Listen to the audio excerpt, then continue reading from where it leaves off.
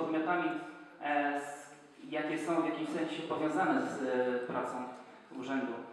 Na koniec też chciałbym podziękować pracownikom Urzędu Miejskiego w Kartuzach, bo wiele razy miałem okazję się przekonać, że są bardzo kompetentni, ale też trzeba sobie teraz dodać, że są bardzo, bardzo obłożeni ciężką pracą, a odejście każdego pracownika z tego urzędu powoduje, że dokłada się pracownikom znowu więcej, więc można się zastanawiać, czy to jest właściwa droga.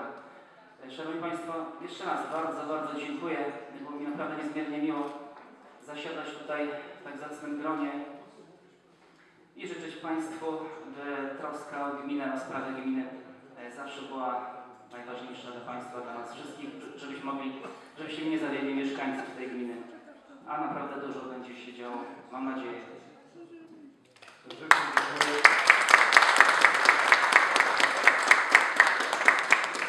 Myślę, że różnie może być pomiędzy nami, ale głównym naszym celem są mieszkańcy, ich komfort życia i mądre gospodarowanie naszymi pieniędzmi i myślę, że w tej kwestii będziemy szli dobrą drogą, a Panu Burmistrzowi jeszcze raz za miłą i sympatyczną współpracę serdecznie dziękuję.